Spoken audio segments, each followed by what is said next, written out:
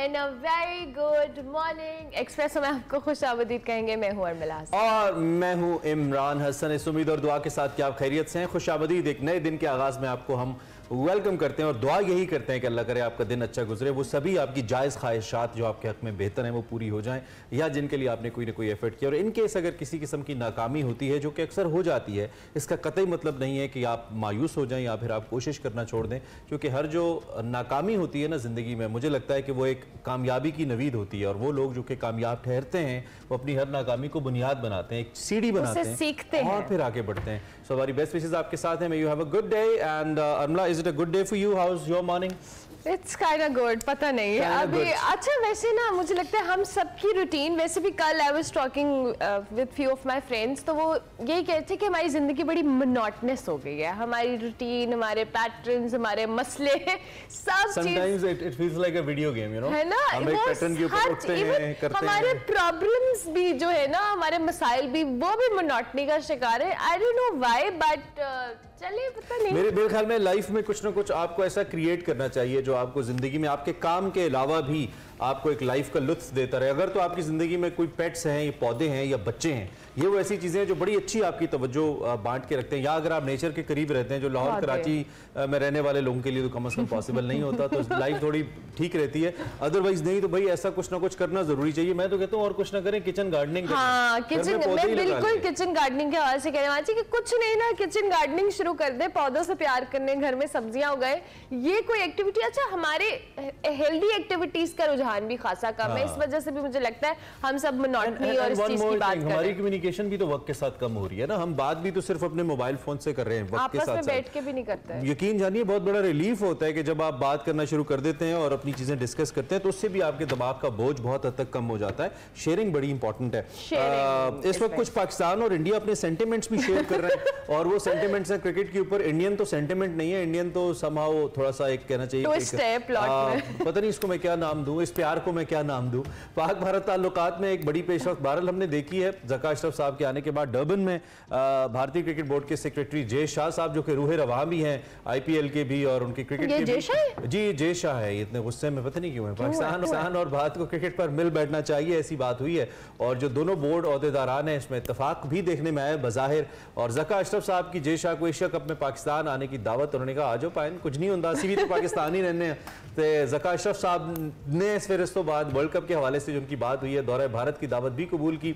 ज़का अशरफ साहब ने कहा कि आप हमारी मेहमान नवाजी जरा देखिए, मुतासिर हुए बगैर रह नहीं सकेंगे आप। अच्छा, ये क्या अजीब सा साइंस है। पहले इतना मसला चलता रहा जी, आप वो एशिया कप में नहीं आएंगे, हम वर्ल्ड कप में नहीं जाएंगे, एक ने इनवाइट किया, दूसरे ने कबूल कर लिया। मतलब व्हाट इज दिस बिहेवियर? मेरे ख्याल में जो इंडियन बोर्ड ने इतना अरसा मेहनत किया दुनिया के ऊपर अपना इन्फ्लुएंस लाने के लिए, उसमें वो कामयाब हुए हैं। हाँ। और अब इंडिया हर चीज के अंदर पाकिस्तान को बाईपास करने में कामयाब हो रहा है। इसलिए अब भी हम अगर नहीं संभलेंगे ना, तो अब सिर्फ तोपों से तो जंगें होती नहीं है भाईजान, जंगें तो होती हैं बस नहीं जंग ना कराए। We have to, you know, हमें लड़ना होगा। लड़ना ऐसे है कि हमने अपने आप को स्ट्रांग करना है हर मामले में। स्टैंड हमारा स्ट्रांग होना चाहिए, हमारी बात की क्रेडिबिलिटी होनी चाहिए, उस पे हमें स्टैंड लेना आना चाहिए। ये हम अपनी बात नहीं करें, वैसे ओवरऑल सारी चीजों के अंदर। दूसरी चीज, हम माशाल्लाह आईएमएफ के दरमियान काउंटडाउन शुरू हो चुका है। हुकूमत और आईएमएफ का आपको मालूम है एक बड़ा इंपॉर्टेंट फेज चल रहा है। $3 अरब का सवाल है बाबा, अभी तक नहीं आए हैं। स्टैंड बाय मुआहदे की तौसीक के मामले पर आईएमएफ के एग्जीक्यूटिव बोर्ड का इजलास आज होगा। आईएमएफ बोर्ड इजलास के एजेंडे में शामिल मुआहदे की तौसीक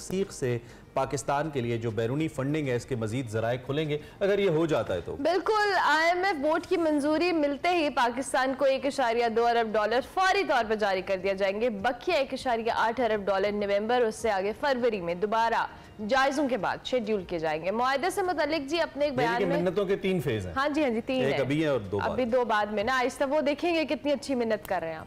मुआहदे से मुतालिक अपने एक बयान में आईएमएफ ने कहा है कि पाकिस्तान के साथ 9 माह का जो स्टैंड बाय मुआहदा है वो तय पा गया है। मुआहदे से पाकिस्तान को बैरूनी ममालिक और मालियाती इदारों से फाइनेंसिंग दस्तयाब होगी। दूसरी जानिब जनाब मुबारक को आपको सऊदी अरब से $2 अरब आपको मिल गए। दूसरी जानिब हाँ जी, वजारत खजाना के मुताबिक आईएमएफ ने वजारत खजाना के भेजेंगे $8.2 अरब की फाइनेंसिंग जो गैप है उसका मंसूबा मान लिया है। पाकिस्तान को आईएमएफ, आलमी बैंक, एशियन डेवलपमेंट बैंक, चीन, सऊदी और यूएई से फाइनेंसिंग हासिल करनी है, जबकि रवां माली साल के दौरान चीन से $3.5 $5 अरब की फाइनेंसिंग का इंतजाम, जब हर जगह मांग रहे हैं। फाइनेंशियल हालत बहुत खराब होती है, कोई रिश्तेदार छड़ना नहीं देते तो पैसे नहीं, सऊदी अरब, चीन, सब हम मांगेंगे, सबसे तौबा इस्तग़फ़ार। ये अच्छी बात नहीं है, अल्लाह करे हम इससे हम खुश नहीं हो रहे, हम इस पे सार्कास्टिक हो रहे हैं, और ये बहुत जरूरी है। खैर जी, हम आगे बढ़ते हैं। अब ये तो हमने कुछ बात कर ली फाइनेंशियल मामलात की, और हमारे एनालिस्ट जो है वो भी परेशान हो रहे हैं कि सियासत की बात क्यों नहीं हो रही। तो कर लेते हैं बड़ी खबर में सियासत की बात भी कर लेते हैं।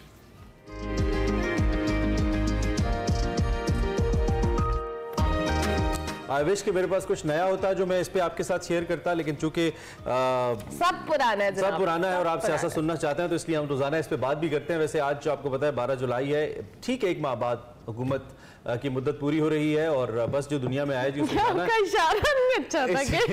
इसी तरह जो हुकूमत में आया उसको जाना है, लेकिन अब कुछ तो कहते हैं ना, जी का जाना ठहर गया है, अभी नहीं ठहरा, अभी कुछ पता नहीं। हुकूमत कह रही है कि हम मुद्दत से आगे नहीं जाएंगे। 11 अगस्त को असेंबली तहलील करती है तो फिर 90 दिन के अंदर इलेक्शन होगा। हुकूमत अगर ऐसा करती है, अगर 12 या 13 अगस्त को असेंबली तोड़ी जाती है तो फिर 60 दिन के अंदर इलेक्शन कराना लाजमी होगा। इनके पहले कराएंगे तो 60 डेज कॉन्स्टिट्यूशनल रिक्वायरमेंट है। और असेंबली की तहलील के हवाले से मुख्तलिफ तजावीज़ भी हैं। राना सनाउल्लाह ये कहते हैं कि असम्बलियाँ 11 अगस्त को तहलील हो सकती हैं, मगर पीपल्स पार्टी हुकूमत को 8 अगस्त को असम्बलियाँ तोड़ने की तजवीज़ दे रही है। और इलेक्शन से पहले उन्होंने कहा जी इंतखाबी इस्लाहात भी करें। जब इंतखाबी इस्लाहात अभी तक नहीं हुई है, इतने कम अभी भी मुतालबा किया है इंतखाबी इस्लाहात का।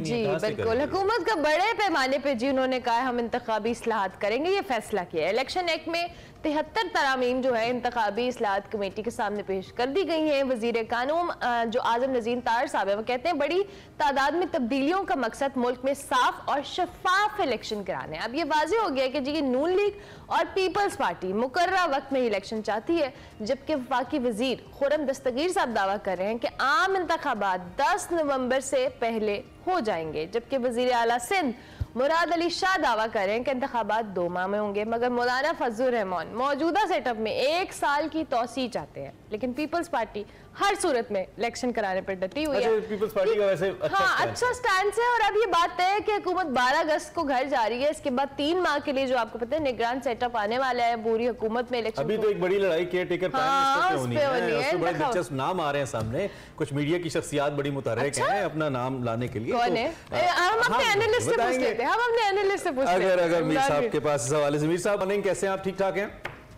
बेहतरीन, अल्लाह का शुक्र है। ये हमारी इतलात ठीक है कि कुछ शख्सियात खास तौर पे जिनका ताल्लुक मीडिया से भी है बड़ी मुतहर्रिक हैं केयर टेकर प्राइम मिनिस्टरशिप के लिए।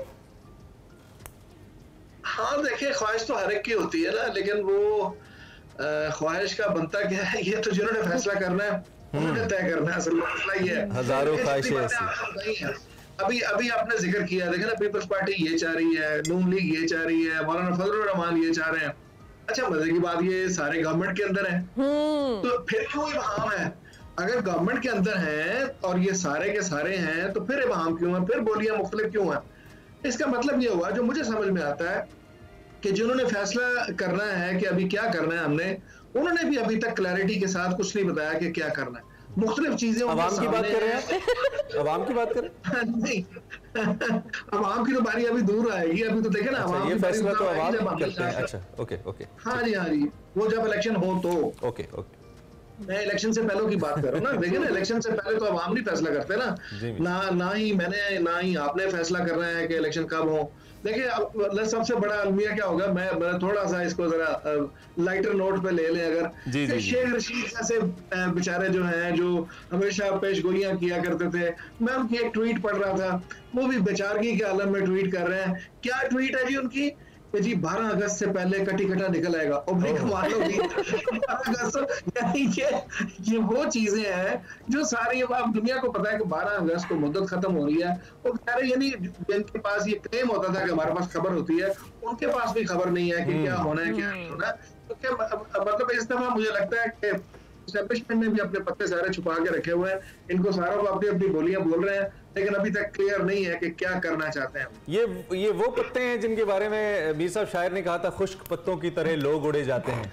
आजकल तो ये भी है ना। ये वो पत्ते नहीं, ये वो पत्ते हैं जिन पे तकिया था, ये वो हवा दे रहे हैं। क्या बात है, क्या बात है। ये बहुत शायराना डिस्कशन हो गई है, मुझे लगता है सियासत की। मैम ये जो अभी निगरान सेटअप के हवाले से भी आपने बात की, और ये पहले बल्कि इनफैक्ट हम उसी पॉइंट को दोबारा से थोड़ा मजीद एलेबोरेट कर लेते हैं कि जो आपस में इख्तिलाफात हैं, ऑब्वियसली एक आईनी हैसियत से तो इंतखाबात का जो भी टेन्योर है उसके मुताबिक होने चाहिए। नून लीग और पीपल्स पार्टी का स्टांस एक तरफ, लेकिन ऑब्वियसली ये हुकूमत मुख्तलिफ इत्तेहादी जमातों से बनी है, तो बाकी सबका भी एतमाद में आना और इलेक्शन के ऊपर एक जो कहने प्रॉपर डेट होना, ये बड़ा इंपॉर्टेंट है इत्तेफाक होना। अभी आपको लगता है कि इसमें मजीद कुछ क्लैश आएगा? और साथ साथ निगरान सेटअप के हवाले से भी जो हम बात करें, ऑब्वियसली हर पार्टी चाहेगी या ये जो हुकूमती इत्तेहाद है वो चाहेगा कि उनकी मर्जी के मुताबिक निगरान सेटअप आए, तो इस हवाले से भी कुछ आप अपना कमेंट दीजिएगा। देखिए, मैं समझता हूँ कि हमें चले पूरा सच तो हम नहीं बोल सकते इतना, लेकिन थोड़ा सा सच तो हमें बोलना चाहिए, और ये बड़ी क्लैरिटी है। देखिए, एक बड़ी स्टेक होल्डर हमारी एस्टेब्लिशमेंट भी है सारी चीजों में। तो जितनी देर तक वो ऑन बोर्ड नहीं होते, यानी वो ऑन बोर्ड तो ऑब्वियसली है ही है, यानी वो जितनी देर तक वो चीजें डिसाइड नहीं करते, और हमारे यहाँ देखे ना पॉलिटिकल गवर्नमेंट का कितना है मजबूती कि देखिए आपस में इन तीनों के नजरियात बिल्कुल भी मिलते नहीं है। ठीक है, ये सिर्फ है मफादात के लिए आपस में इकट्ठे हैं। इस वक्त इनका जो काम है, इस वक्त जो इनका मफाद है, वो उसके लिए ये सारे इकट्ठे हैं। और आगे हम जैसे पहले भी जिक्र करते रहे कि आगे जो जिस तरह से पावर शेयरिंग होनी है, जिस तरह से केक में से हिस्सा मिलना है, उसके लिए सारे तगोदो में है। तो वैसे तो आप उसमें जाहिर है इनके बस में चले तो जैसे शहबाज शरीफ कहा करते थे, मैं पेट फाड़ के पैसे निकलवाऊंगा, बस में चले तो ऐसे ही है ना। लेकिन वो फिर बेबसी ऐसी होती है कि वो एक ऐसी स्टेज पे लाके छोड़ती है कि जब आप इंतहा वाले स्टांस लेते हैं तो फिर आपको मायूसी होती है और जवानी। अच्छा इमरान भाई साहब, ये सारी जमातों की हम करें, once upon a time there was a Tehreek Insaf as well, वो भी इस स्टेक का क्या हुआ है इतने तो मतलब हम बात नहीं कर रहे, इस बात में कह रही हूं। अच्छा चले। हाँ, तो इमरान भाई साहब, ये तहरीक इंसाफ के हवाले से और चेयरमैन तहरीक इंसाफ के हवाले से भी जरूर, क्योंकि इलेक्शन से पहले ऑब्वियसली तहरीक इंसाफ की भी एक वोट बैंक था और हमें पता है कि अभी भी उनकी रिप्रेजेंटेशन तो है। कहाँ देखते हैं सारे इलेक्शन के सिनेरियो में आप तहरीक इंसाफ की पार्टी की पोजीशन को? देखिए, उनकी पार्टी की पोजीशन बहुत सारी इस बात पे डिपेंड करेगी कि उनको स्पेस कितनी दी जाती है इलेक्शन के अंदर। देखिए, अगर तो उनको बिल्कुल उसी तरह से दीवार से लगाया जाता है जिस तरह से अभी हम जिस फेज से गुजर रहे हैं, और फिर तो जाहिर है उनके लिए आगे इलेक्शन में उस तरह से स्पेस नहीं होगी। लेकिन अगर उनको थोड़ा बहुत भी मौका दिया जाता है तो मेरा ख्याल है वो अपनी थोड़ी बहुत शक्ल, कुछ ना कुछ चीजें वो दिखाएंगे और पूरी कुव्वत से दिखाएंगे। जाहिर है एक पार्टी है, अब उनका वोट बैंक भी है, हम उससे भी डिनाई नहीं कर सकते, और लोग उनकी बात मानते भी हैं, सुनते भी हैं, जितनी मर्जी बातें मुखालिफ हो जाएं, जो उनका फॉलोअर है। नहीं, लेकिन यहाँ पे आपने वो शेयर इन द केक वाला जिक्र किया, यहाँ पे $1 मिलियन क्वेश्चन तो इमरान मीर साहब ये है कि आपने पहले वो एस्टैब्लिशमेंट का जिक्र किया ना, तो इससे पहले हमें पता है कि ये सीटों की तकसीम ऐसे होती रही है। आपको याद होगा 2013 के इंतखाबात के अंदर एक मुख्तसर सा हिस्सा नेशनल असेंबली में और एक सूबे की हुकूमत मिली थी। मैं ये नहीं कह रहा कि दी गई थी, मिली थी तहरीक इंसाफ को। तो बाज़ औक़ात ये भी होता है कि एक सर्टन शेयर होता है जमातों का और फिर उसके बाद उनकी अहमियत बढ़ जाती है। तहरीक इंसाफ की मैं बात कर रहा हूँ, whether it is with current chairman Tehreek Insaf और विदाउट हिम, लेकिन क्या तहरीक इंसाफ का वो स्टेक, वो शेयर होगा आपको लगता है 2023 के इंतखाबात के बाद, जो किसी वक्त जाके बड़ा अहम भी हो सकता है, अहमियत का मुतामिल भी हो सकता है? देखिए, बाज़ औक़ात होता है इस तरह से है कि हम कहते हैं ना कि किसी चीज का ढंग निकाल देना। देखिए, एक चीज जो नजर आती है ना, तहरीक इंसाफ से जो सबसे बड़ा खतरा था ना, बाकी सियासी जमातों को भी, एस्टैब्लिशमेंट को भी, उनको लगता यूं था कि ये इतना यानी तेज और इफेक्टिव और मौसर हो गए हैं कि ये किसी की भी सुनते नहीं है।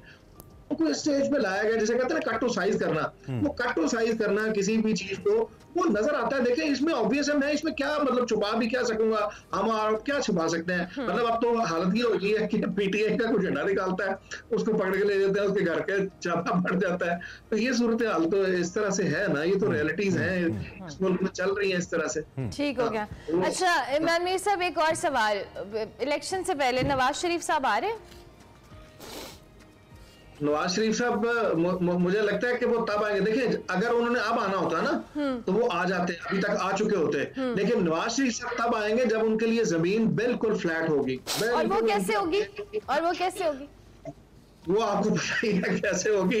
वो जिस तरह से ये जो मोमेंटम चल रहा है ना, इसी मोमेंटम को आगे तक लेके जाना है। देखिए उनका डे वन से मुतालबा एक ही है, ये जितनी भी पकड़ धकड़ है ना, वो कहते हैं जी इसको छोड़ें, जो इसके मास्टरमाइंड है। देखें उनके ख्याल में तो मास्टरमाइंड वो कहते हैं इमरान खान साहब हैं, इमरान खान साहब को जेल के अंदर डालें, उनका मुतालबा ये है। उनको वो कहते हैं कि ये जितने भी केसेस बने हैं, जो भी 100 से ज्यादा केसेस बने हैं, उनको अच्छा दो चीजें हैं, इसको ये क्लियर करो। जैसे आपने कहा ना कि दीवार से लगाया जा रहा है, देखिए मैं पहले भी ये जो तशद्दुद की सियासत है ना, इसका हामी नहीं था, मैं इसके ऊपर नाकद भी था खान साहब की इस सियासत का, मैं कहता भी था, क्योंकि हमने माजी में जिन भी जमातों ने, चाहे वो छोटी सतह की थी, चाहे किसी इलाकाई सतह पे की थी, जिन्होंने पुरतशद्दुद रास्ता अपनाया, वो जिसे कहते हैं रियासत की ताकत के आगे नहीं ठहर सकती। फिर रियासत अपनी पूरी जब ताकत इस्तेमाल करती है तो वो जमातें बिखर जाया करती हैं और उनकी कोई भी वो नहीं रहती।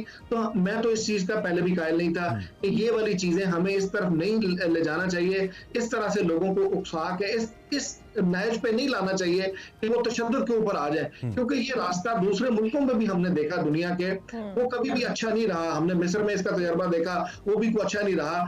आखिरकार वो इलेक्शन के जरिए और जो पुरअमन जो इक़्तिदार है और इंतकाल इक़्तिदार है ना, उसके जरिए ही आप कुछ ना कुछ कर सकते हैं। हमने तुर्की में इसका मॉडल देखा कि एक पुरअमन जद्दोजहद के जरिए ही ये बर्दवान जो है वो नीचे से लेके देखे मेयर बढ़ेगा एतमाद अवाम का। आपको लगता है 2023 के इंतखाबात में इलेक्टोरल प्रोसेस की मैं बात करूं? हाँ जी, डिपेंड करता है इस पे कि सारी जमातों को किस तरह से। मैं आज भी कहता हूं कि देखें जो 9 मई का वाक़या हुआ वो बिल्कुल काबिल मुज़म्मत है। मैं तो उससे पहले की भी बहुत सारे सीक्वेंस की बहुत सारी चीजों में मुज़म्मत कर चुका कि वो नहीं होना चाहिए था। अब हैविंग सेड दैट कि जब ये कहा, लेकिन उसके बाद हम ये देखते हैं कि यूज ऑफ एक्सेसिव फोर्स भी हुआ।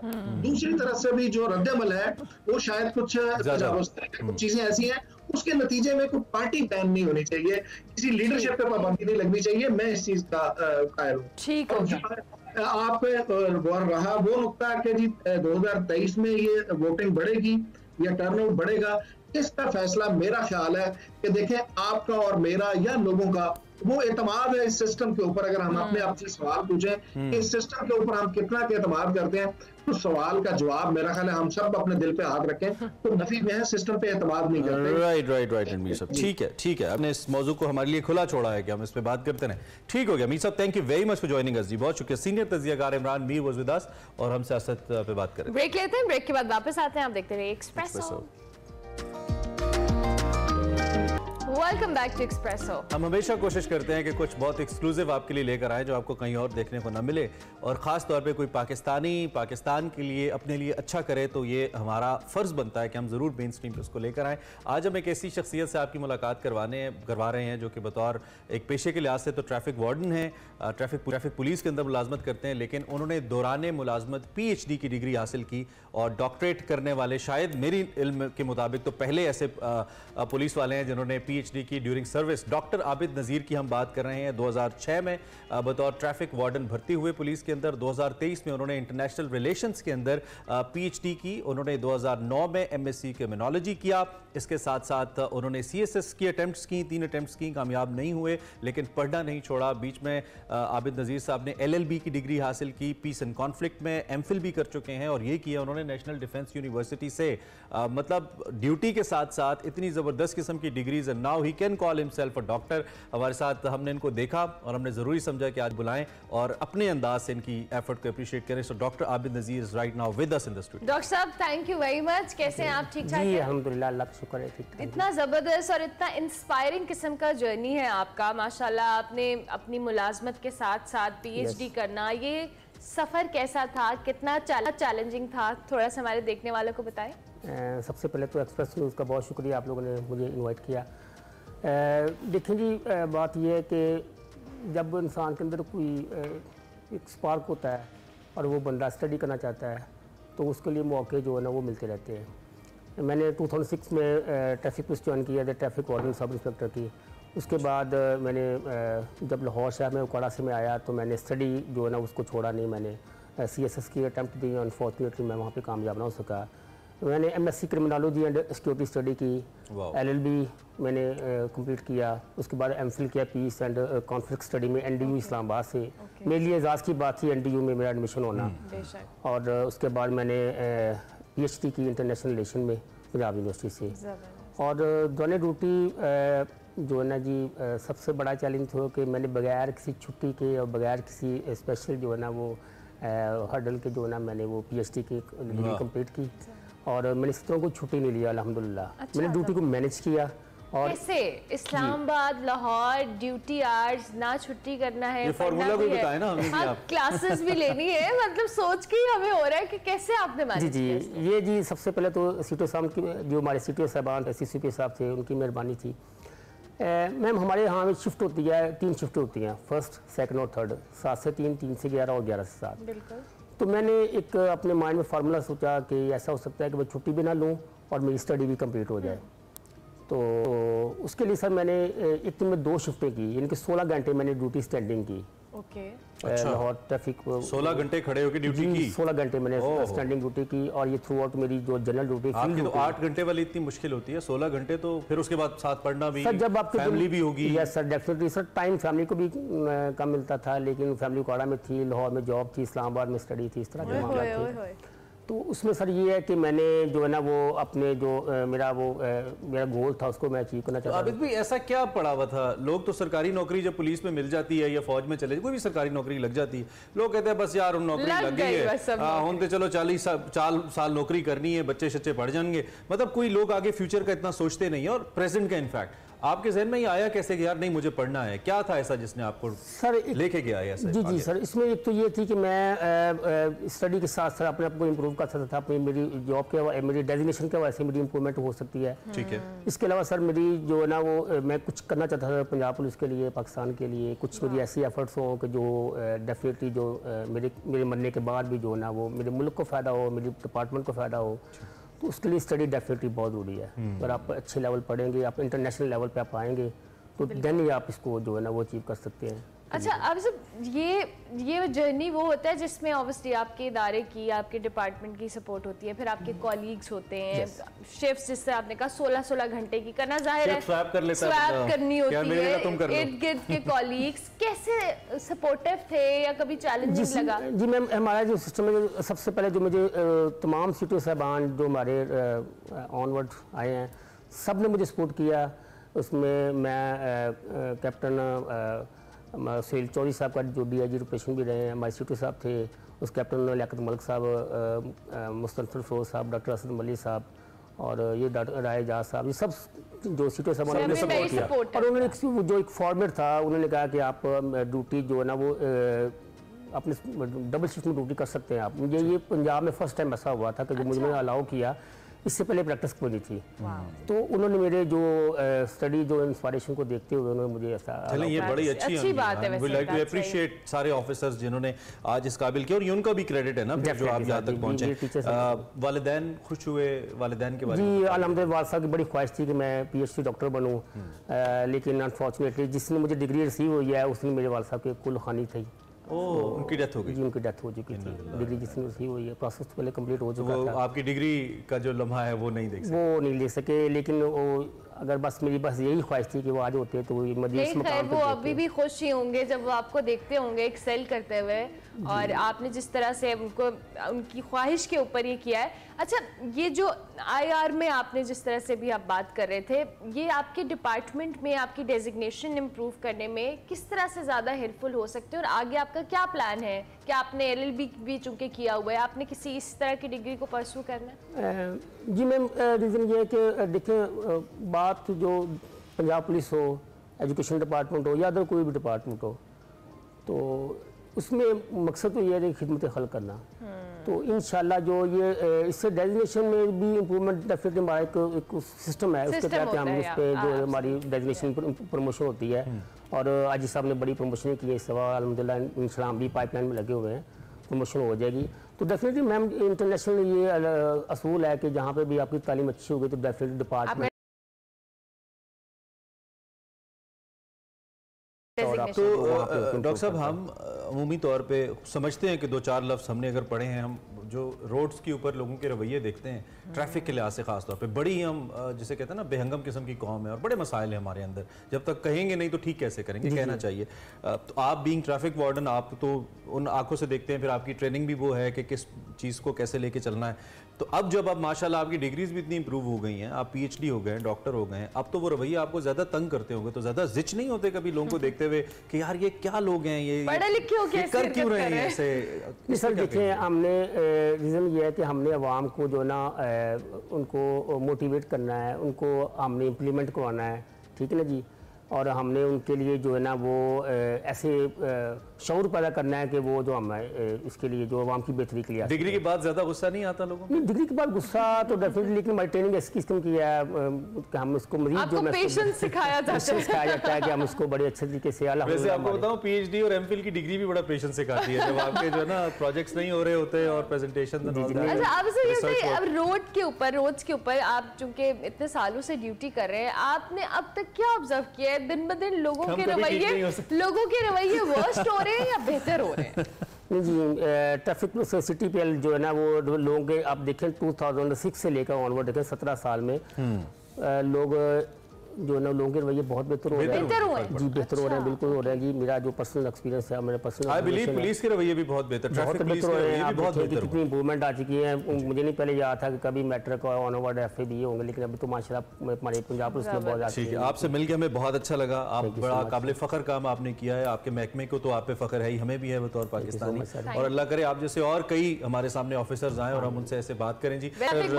बहुत सारे ऐसे लोग हैं जो मुख्तलिफ अचीवमेंट्स भाई ये महकमा अच्छा काम कर रहा है, हमें लगता है, क्योंकि बहुत सारे लोग एक्स्ट्रा अपने काम से हटके बहुत जबरदस्त परफॉर्म करें। आबिद साहब, डॉक्टर आबिद साहब, थैंक यू वेरी मच जी, आप तशरीफ वक्त दिया जी। आपने देखा ये एक्सक्लूसिव स्टोरी थी हमारे पास डॉक्टर साहब के हवाले से। हम एक ब्रेक लेते हैं, ब्रेक के बाद वापस आते हैं। Welcome back to Expresso. अमन का नोबेल इनाम हासिल करने वाली पाकिस्तानी तालिबा मलाला यूसुफजई आज अपनी 25वीं सालगिरह मना रही हैं। मलाला यूसुफजई 12 जुलाई 1997 को खैबर पख्तूनख्वा के इलाके मैंगोरा में पैदा हुई। मलाला यूसुफजई अक्टूबर 2012 में उस वक्त तवज्जो का मरकज़ बनी जब स्कूल से घर जाते हुए सवात में तालिबान शिद्दत पसंदों ने उन्हें फायरिंग करके शदीद जख्मी कर दिया था। एक गोली उनके सर में भी लगी। मुल्क में इब्तदाई इलाज हुआ, इसके बाद उन्हें एक खुसूसी तैयारी के जरिए बरतानिया मुंतकिल कर दिया गया। 10 अक्टूबर 2014 को मलाला को बच्चों और नौजवानों के हक़ तालीम के लिए जद्दोजहद पर नोबल इनाम दिया गया, जो कि बराए पीस था, अमन था, और इस वक्त उनकी जो उम्र थी वो तकरीबन 17 बरस थी। यहाँ पे नोबल इनाम हासिल करने वालों में मलाला ये एजाज़ पाने वाली दुनिया की सबसे कम उम्र शख्सियत हैं। इसके अलावा मलाला के हवाले से आपको बताएं तो अब तक दुनिया भर में दर्जनों से ज़ायद ऐसे आलमी एजाज़ात हैं जो वो अपने नाम कर चुकी हैं। बिल्कुल, अक़वाम मुत्तहिदा उन्हें अपना खैर सगाली जो सफ़ीर है बराए अमन वो भी मुकर्रर कर चुकी है। सो ओवरऑल मलाला यूसुफजई के हवाले से इन्होंने इंटरनेशनली पाकिस्तान को जिस तरह से रिप्रेजेंट किया है, पाकिस्तान का नाम रोशन किया है, और जिस तरह से इन्होंने काम किया है ख़वातीन के हवाले से, बच्चों के हवाले से, और जिस तरह से मुख्तलिफ प्लेटफॉर्म्स के ऊपर ये नुमाइंदगी करती नजर आती है, जो रिस्पेक्ट मिलती है, और इनके हवाले से जो मुख्तलिफ मुल्कों के अंदर इनको जिस तरह से अप्रिशिएट किया जाता है पूरी दुनिया के अंदर इनफैक्ट। और अब इन्होंने एक मूवी भी प्रोड्यूस की थी जिसके हवाले से रिसेंटली उसमें भी उन्होंने अपने आप को मनवाया है। सो ओवरऑल मलाला यूसुफजई की जो जर्नी है बहुत चैलेंजिंग भी रही, लेकिन उन्होंने वो मुकाम हासिल किया जिसकी वो हकदार थी। Yes Malala, so happy birthday to you. एक ब्रेक लेते हैं, ब्रेक के बाद आते हैं।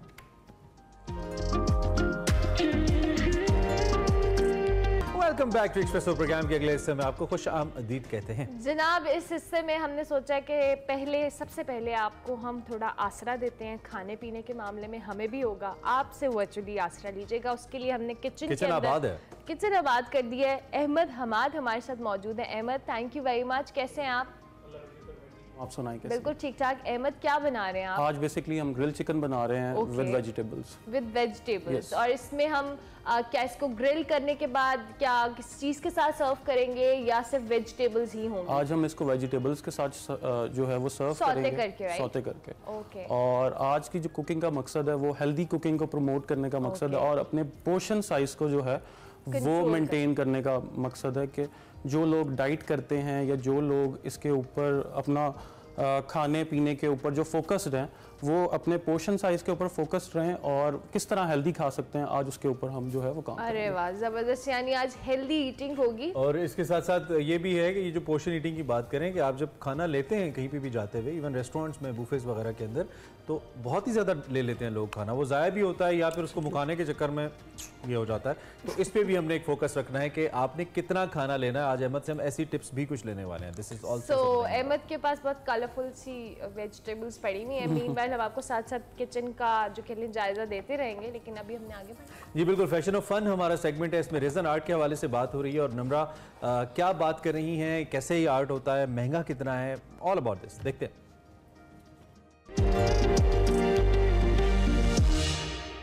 अस्सलामुअलैकुम। कोरोना वायरस की बात तो बहुत पुरानी हो गई है और इस लॉकडाउन में जहां बहुत लोगों के रोजगार खत्म हुए हैं, वहीं कुछ लोगों ने अपने स्मॉल बिजनेस भी स्टार्ट किए हैं। रेजिन आर्ट का नाम तो आप जानते हैं और आपको ये भी मालूम है कि दुनिया में कितनी तेजी से ये मकबूल हो रहा है। आज मैं आपको मिलाऊंगी एक ऐसी हुनरमंद खातून से जिन्होंने घर बैठे रेजिन आर्ट के फन पारे बना के लोगों के दिल जीते हैं। तो चलिए मिलते हैं ताहिरा आमिर से और जानते हैं इस यूनिक आर्ट के बारे में। अस्सलाम वालेकुम, कैसे हैं? अल्हम्दुलिल्लाह, कैसे हो आप? ठीक हो निम्रा? ठीक हूँ, प्लीज आ जाओ। अच्छा, जो पाकिस्तान में ख़वातीन हैं, स्पेशली हाउस वाइफ हैं, उनके पास सर्च करने के लिए कुछ होता नहीं है, घर के काम करके फ्री हो गई, आप कुछ है नहीं करने को, टीवी देख लिया, तो ये एक्टिविटी बहुत अच्छी है, प्रोडक्टिव है, आपका इससे पैसे भी कमा सकते हो, आप में टैलेंट भी आ रहा है। तो आपने कब से स्टार्ट किया? ऑलमोस्ट 13 to 14 years मैंने टीच किया। उसके बाद in 2018 then I left teaching and then I started doing my own work. तो वो ज़्यादा बेहतर है कि मैं घर में भी रह रही हूँ और अपना काम भी इंजॉय कर रही हूँ। अच्छा, तो आर्टिस्ट आप बचपन से ही थी, लेकिन रेजिन का आइडिया आपको कब आया और रेजिन आपने कैसे स्टार्ट? मैं यूट्यूब पे डिफरेंट किस्म की टेक्निक्स वगैरह देखती रहती थी। Then I came to know कि ये एक न्यू मीडियम ऑफ आर्ट है, resin art. It's totally different. It's not a kind of a colour, it's chemicals. It's a chemical and you have to take all kind of precautions to use this chemical. अच्छा, यहाँ पे मुझे table नजर आ रही है, एक लोग है, तो आप इसके अलावा क्या क्या बनाती हैं? मुझे वैसे ज़्यादा I prefer to do wall art. मेरा जो ज़्यादा काम है वो भी वॉल आर्ट है, क्योंकि मेरे बहुत बड़े बड़े प्रोजेक्ट्स जो है मैंने वॉल आर्ट में किए हैं। मैंने DHA क्वेटा के लिए बहुत बड़ा प्रोजेक्ट किया। एहतियात से यूज़ करना है, अपना मोल्ड नहीं आपने करना, इसलिए बड़ा जल्दी जल्दी आपने इसको मूव करना है। ठीक है, ये मैंने ऑन किया।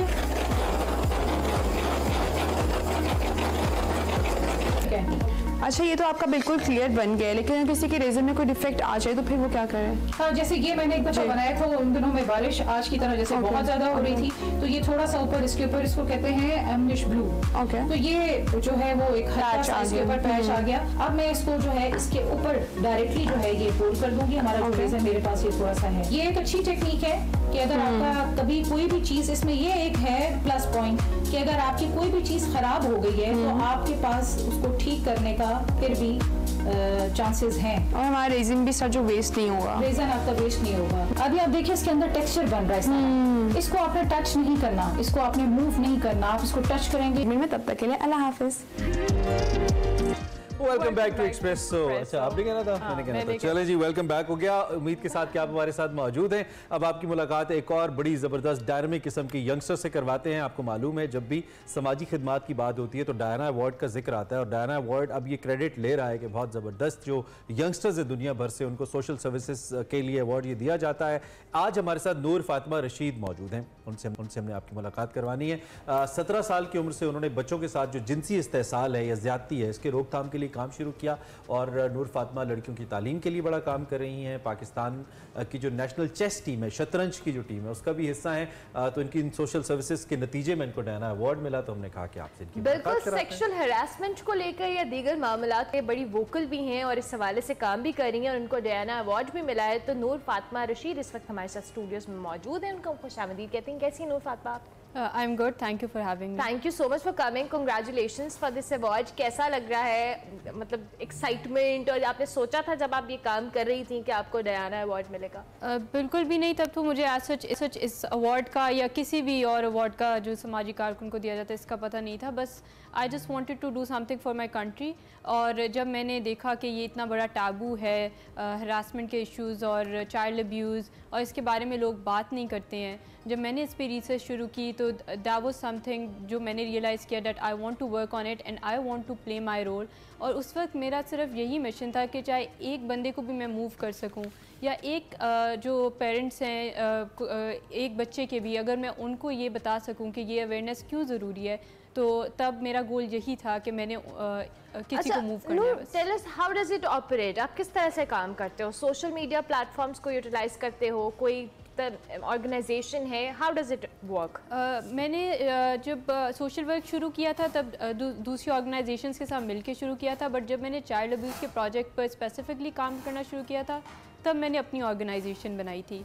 और तब मैंने सिर्फ एक पोस्ट लगाई थी अपने सोशल मीडिया पेज पे that I am starting this project और मुझे वॉलंटियर्स चाहिए। और पहले 5 लोगों की टीम थी, फिर टीम बढ़ते बढ़ते अब 40 लोगों की टीम है। डिफरेंट सिटीज़ में आई हैव ट्रेंड पीपल जो अब मेरे बिहाफ पे रिप्रेजेंट कर रहे हैं और लोगों को जाके अवेयरनेस सेशंस दे रहे हैं। और चाइल्ड अब्यूज़ पर एरियाज़ कैसे टारगेट करते हैं आप लोग?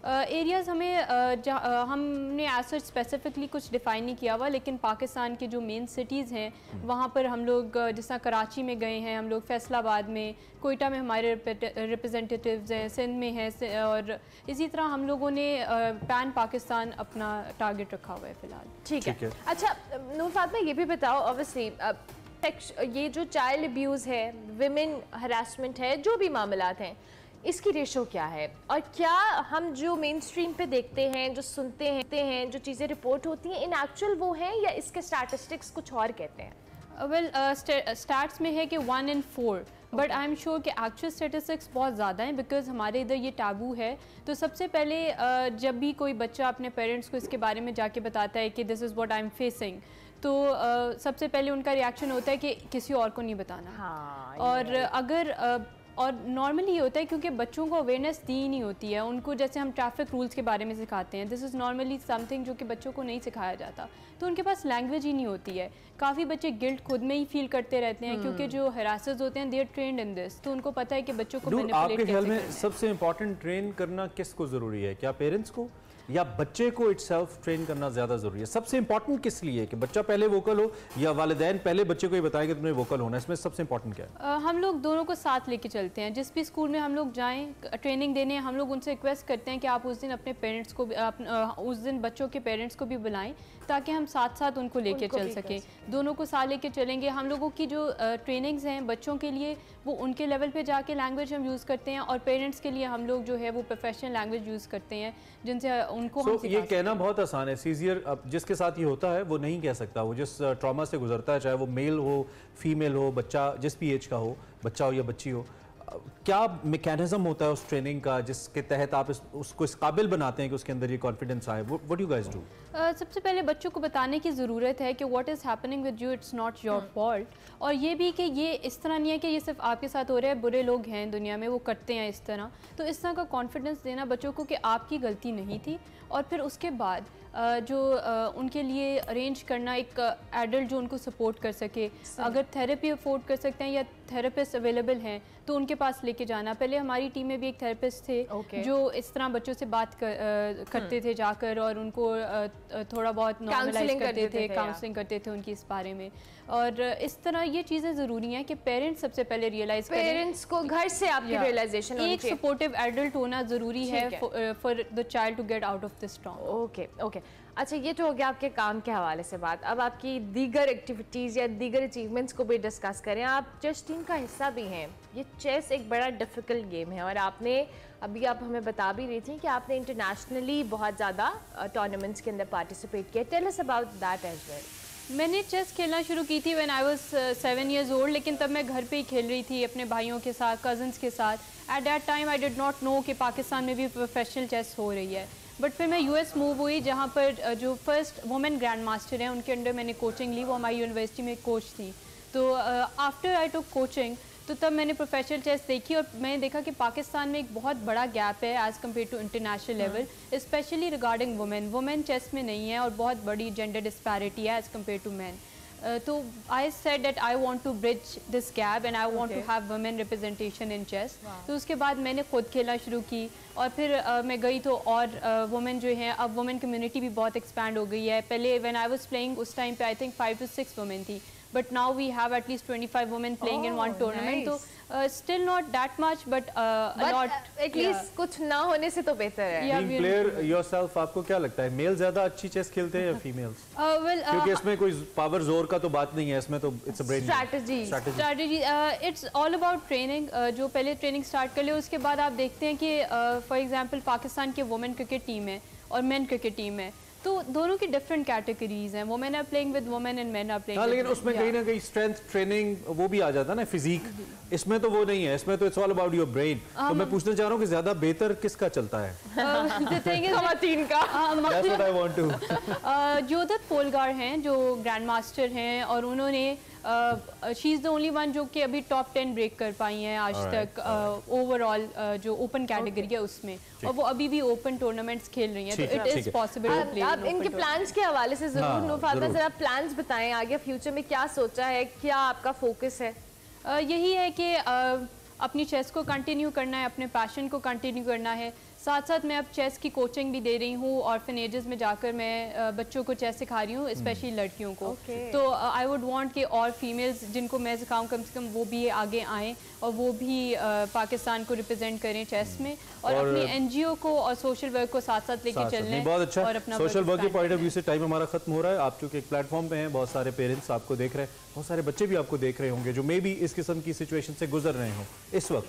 आप उनको कुछ भी कहना चाहें, how can you help them through our platform? सबसे पहले I would like to say to the parents कि वो अपने बच्चों के साथ कम्युनिकेशन गैप को ब्रिज करें, और every 6 months they should sit with their children and they should ask if there is something going on, और वो क्या फेस कर रहे हैं, उनकी लाइफ सही जा रही है. This is separate from the time they are spending every day. 6 months बाद उनको एक सीरियस कॉन्वर्सेशन भी करनी चाहिए, और रोज़ अपने बच्चों के साथ टाइम स्पेंड करें. जस्ट नोटिस कि कोई एक्टिविटी है, कुछ है जो बच्चे डिफरेंट कर रहे हैं, या बच्चों का बिहेवियर तब्दील अगर हो रहा है. एंड बच्चों के लिए यही है कि they should be comfortable, they should be vocal, and they should be taught the language to communicate with their parents. Lovely, thank you very much Noor Fatima. Was lovely meeting you. बहुत जबरदस्त आप काम कर रही हैं. नूर फातिमा रशीद हमारे साथ मौजूद थी, डायना अवार्ड विनर. इनसे हम बात कर रहे थे. अभी हम एक ब्रेक लेंगे, ब्रेक के बाद वापस आएंगे. आप देखते रहिए Expresso. Welcome back to Expresso. भाई हमने सेगमेंट की जाने भी जाना है. सेगमेंट क्या, इनफेक्ट आपको कुछ वेदर अपडेट्स देनी है, लेकिन उससे पहले किचन की जो सूरत हाल है वहाँ पे मौसम कैसा है? थोड़ा टेम्परेचर हाई हुआ है बिकॉज आवाजें भी आ रही हैं और खुशबुएं भी आ रही हैं. जरा हमारा कैमरा आपको दिखाएगा इस वक्त किचन की ताज़ा तरीन सूरत हाल क्या है, because Ahmed is with us and still cooking something. Ahmed, कहाँ तक पहुँचे?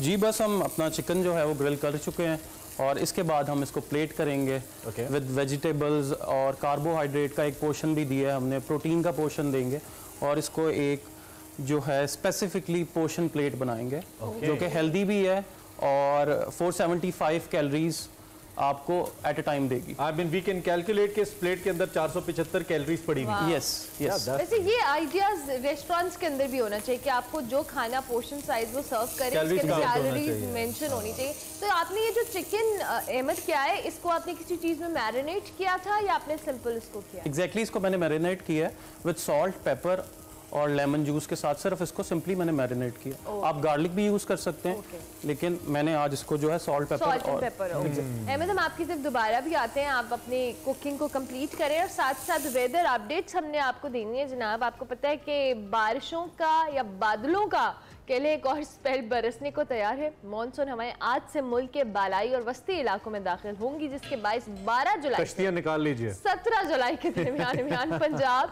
केपी, बलूचिस्तान, गिलगित बल्तिस्तान और कश्मीर के it's a tongue twister. Gilgit Baltistan is a tongue twister. Kashmir के मुख्तलिफ शहरों में बारिश होगी जी. कराची समेत सिंध में भी कल से बारिशों के हवाले से पेश कोई है. 17 जुलाई के दौरान बादल बरसेंगे. और क्या सूरत हाल है ताज़ा तरीन और नशेबों के हवाले से, जो आपको पता है जेरे आब आ जाते हैं, इस पे भी अपडेट ले लेते हैं. सरदार सरफराज साहब हमारे साथ मौजूद हैं. बहुत शुक्रिया सरदार साहब, आपने हमें ज्वाइन किया.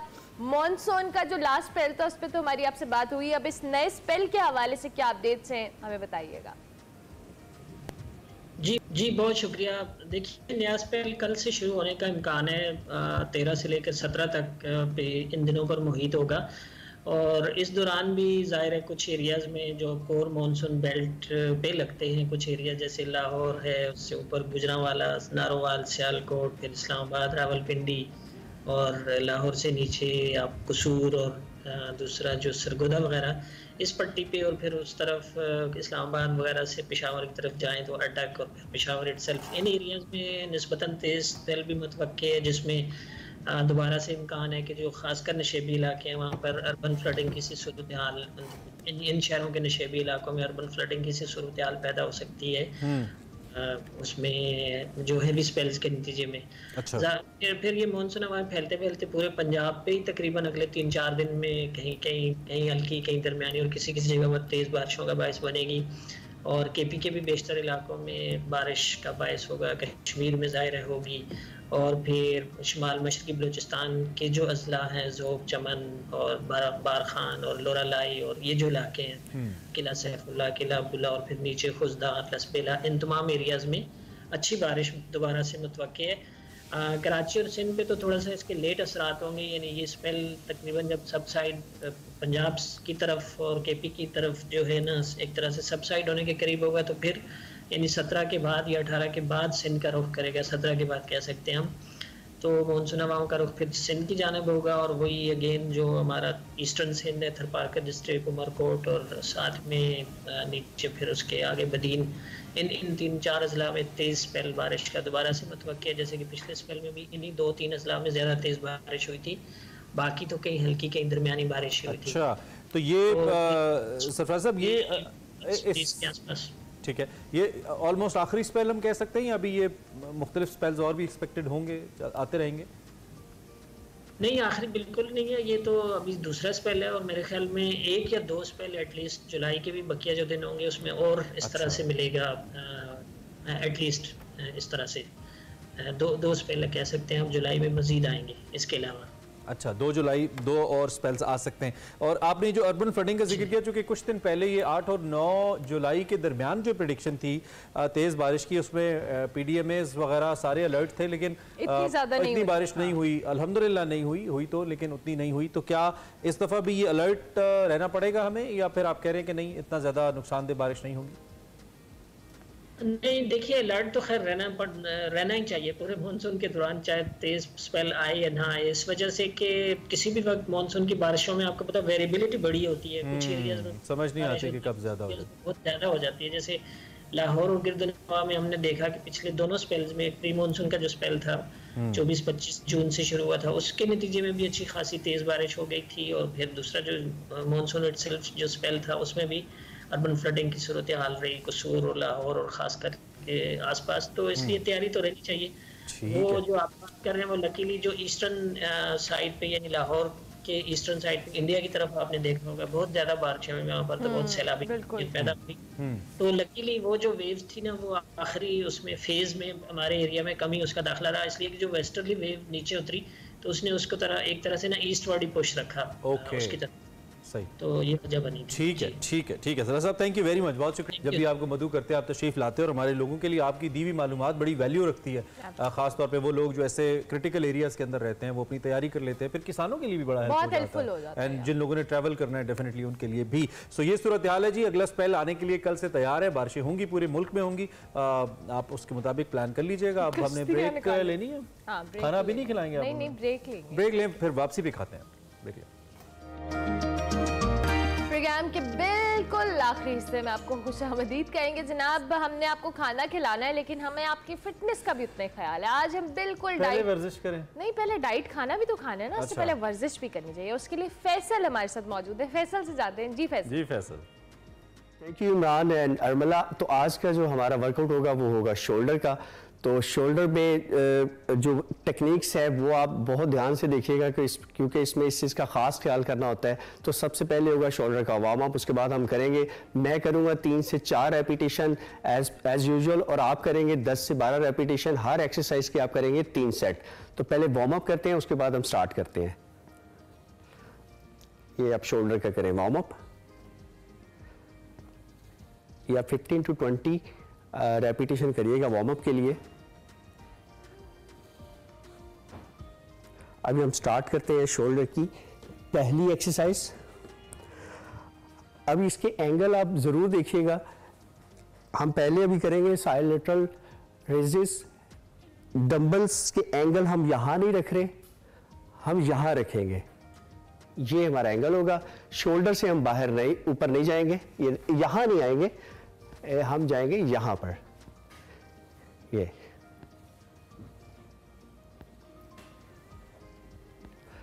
और इसकी और एक टेक्निक देखिएगा कि ये जो रिस्ट है ये आपका बिल्कुल लटका हुआ डाउन ना हो, इसको बिल्कुल स्ट्रेट भी ना हो, बिल्कुल हल्का सा डाउन होगा यहां पर, और फिर ये दोबारा से इसको देख लें। ये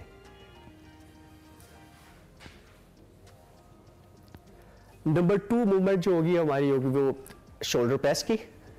अब ये देखिए यहां पे बड़ी कंफ्यूजन रहती है कि यहां रखें, तो एक्चुअली इसका जो परफेक्ट एंगल है वो ये है।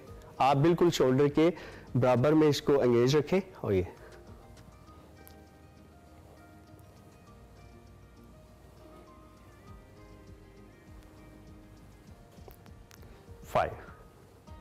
थ्री मूवमेंट हमारी शोल्डर की होगी फ्रंट इज। अब यहां पर भी आपने डंबल की पोजीशन को समझना है, हमने यहां डंबल नहीं रखना, यहां रखना है, और ये हमारी मूवमेंट रहेगी। ये कुछ लोग क्या करते हैं ऊपर चले जाते हैं, तो वो नहीं करना आपने यहां पे रखना अपने शोल्डर के लेवल पे। इसको अगर हम साइड से भी दिखा सके,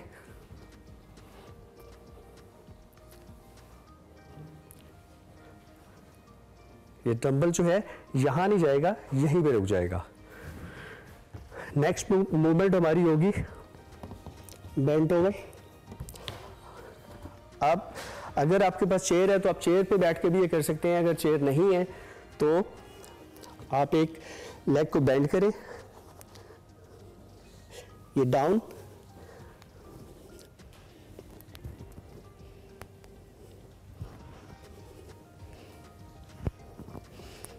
जितना हम स्ट्रेच कर सके मसल को।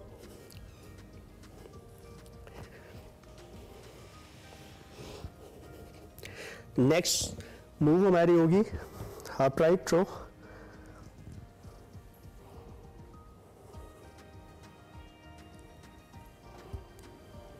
अच्छा, इसको आपने एल्बो के अपने जोर से उठाना है, ना कि आप बैक के जोर से उठाएं।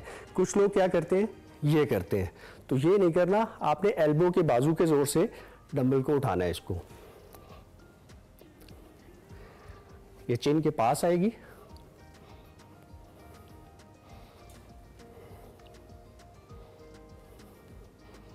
नेक्स्ट हमारी मूव होगी श्रग्स।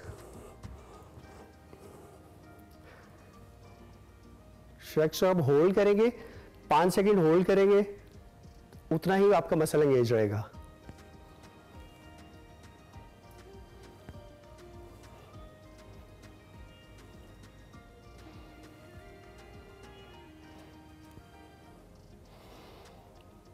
लास्ट मूव हमारी होगी ओवरहेड प्रेस।